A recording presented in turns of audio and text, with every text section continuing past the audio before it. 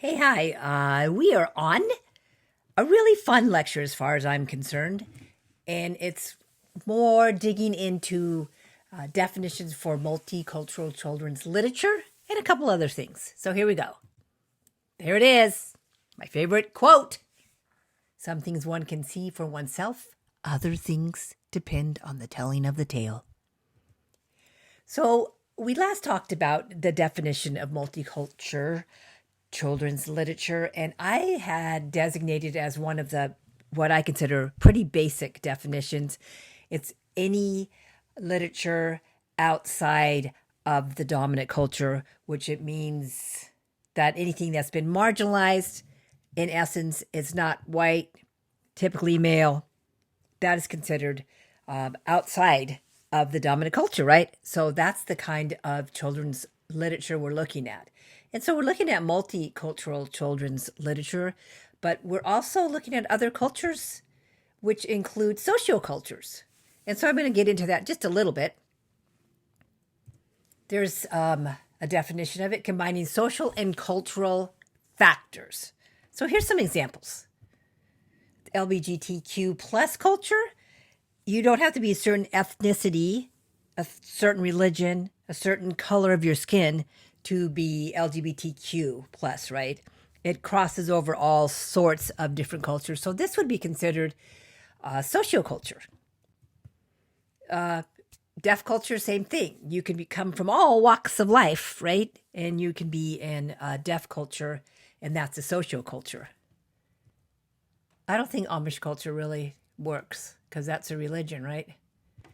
How about this? Skateboard culture. Yeah, right. You can love skateboarding, wee, and be any color of skin, any ethnicity, religion, race, you name it. Okay, so this is a socioculture. Well, I consider it one, and you'll never guess it. Okay? They're my kids. They're twins. That's Zoe on the left, Miles on the right, stealing my tie, Miles. And I consider that I'm in a socioculture because I am a mother of twins. I'm certain that you can come up with some other sociocultures as well, things that you're in, and it could be connected to your culture, your ethnicity, or your religion, but it also could be connected to all sorts of things. And we're going to do an assignment. No, we're not going to do that assignment. Never mind. Skip it.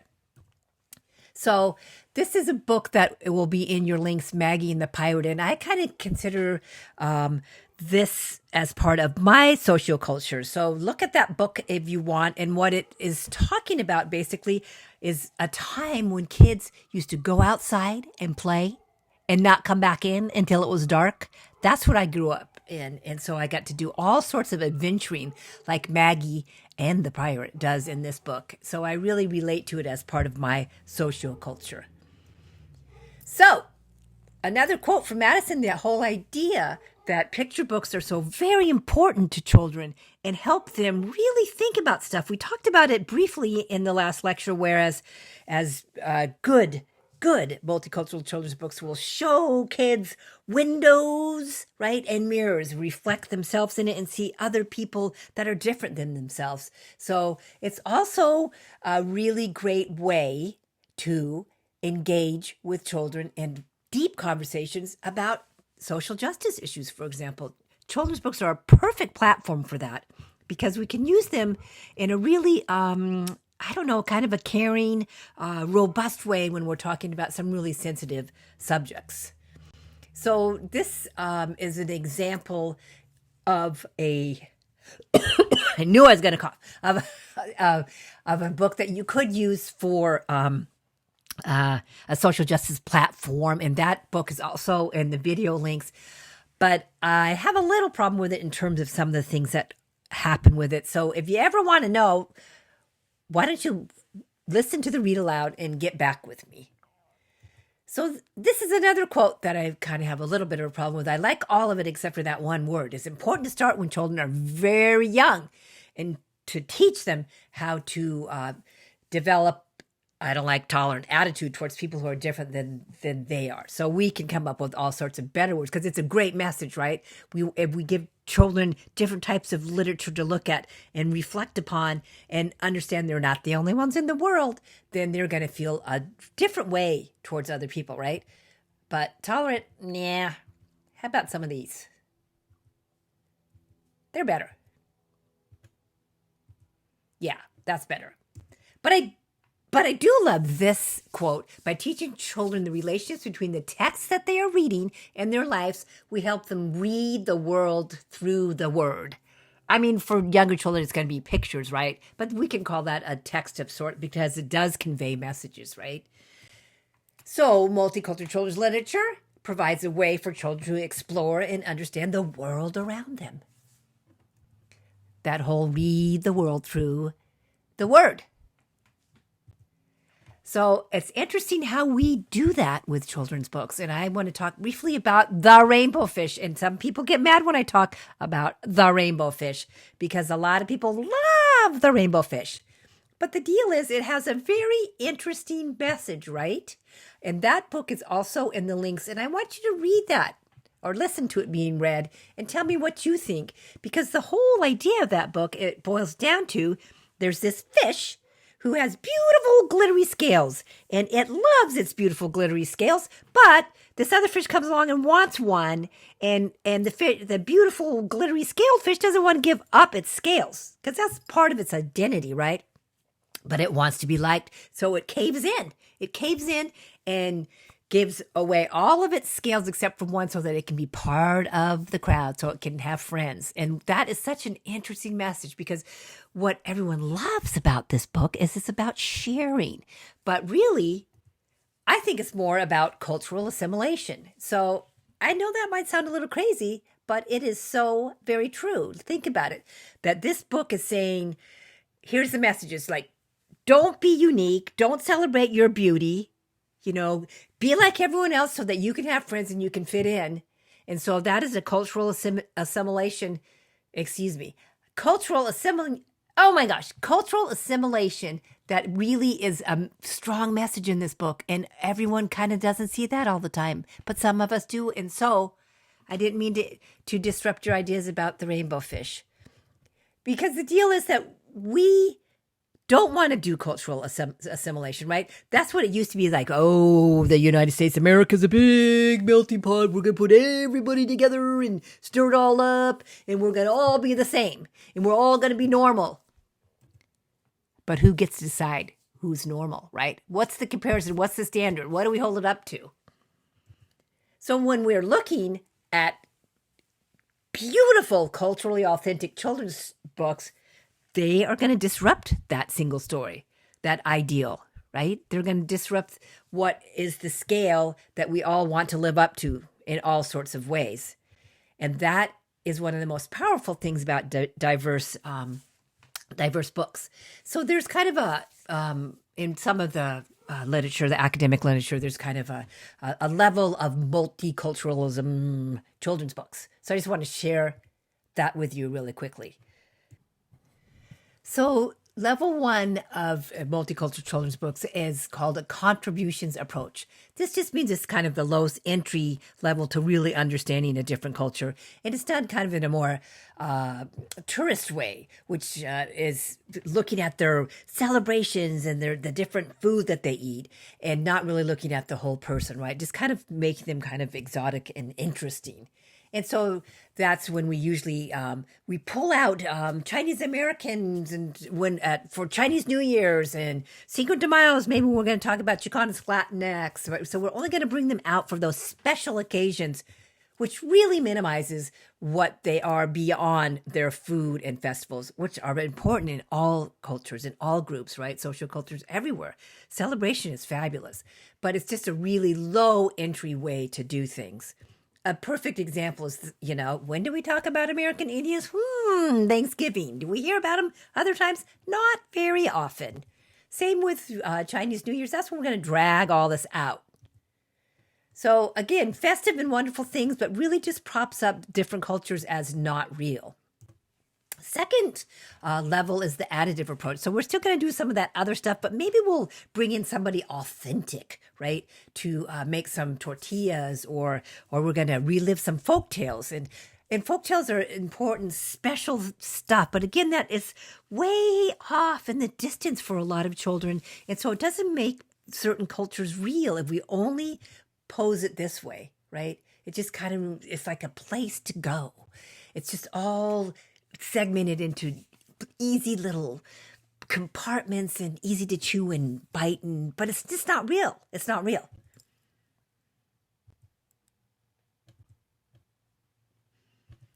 So those two levels are really easy to pull off, the foods and festivals, and then adding a little bit more, right?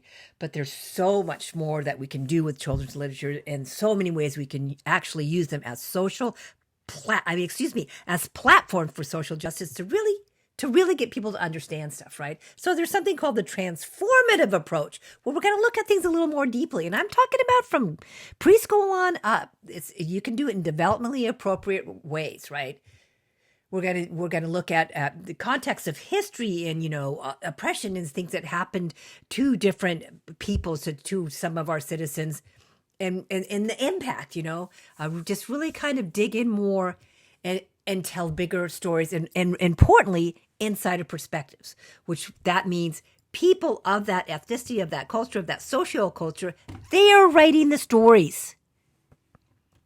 And I'm telling you, it doesn't happen in some of the cultures that we look at very much at all. And we'll talk more about that.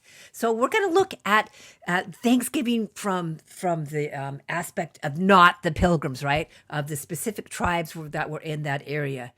We're going to talk about important things that happen, about migrant children, or trying to cross a border, or trying to to make your way in a sexist and biased world.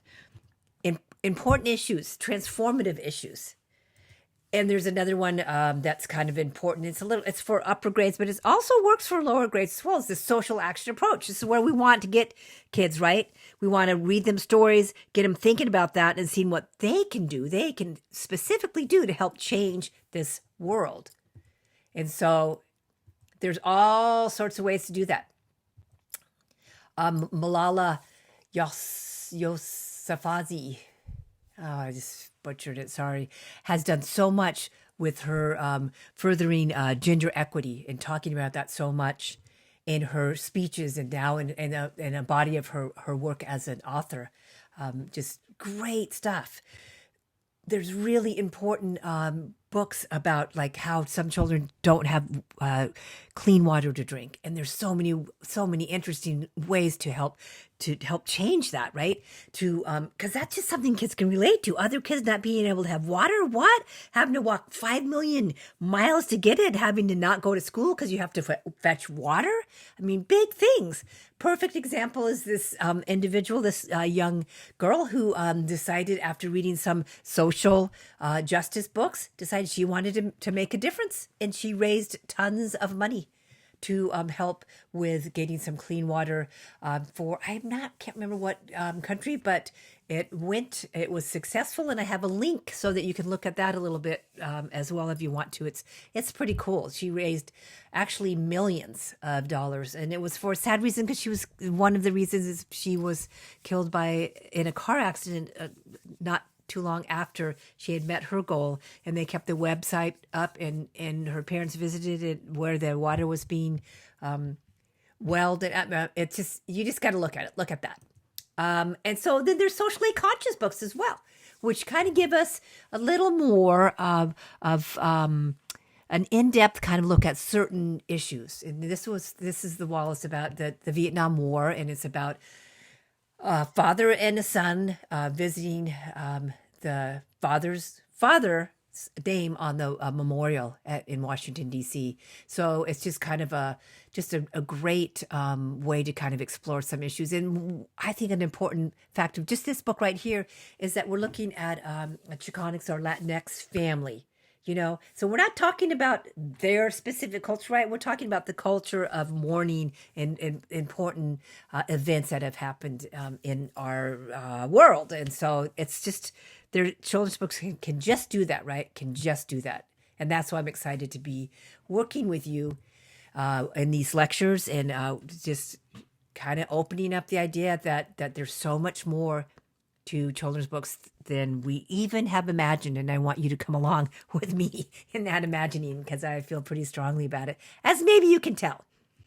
And I just wanted to end with this quote from Langston Hughes, wonderful poet. He actually wrote some children's books as well. And I'm just going to read it. He wrote a powerful statement about the vital role that literature can play in children's lives. And so he was talking about Black and African American children, but his point is just spot on still, right? It's still spot on that he wrote this in 1931, still so important. America's children are now in pressing need of literature that will give them back their souls. And I really think that multicultural children's books, good ones, excellent ones, robust ones, do just that. Thank you.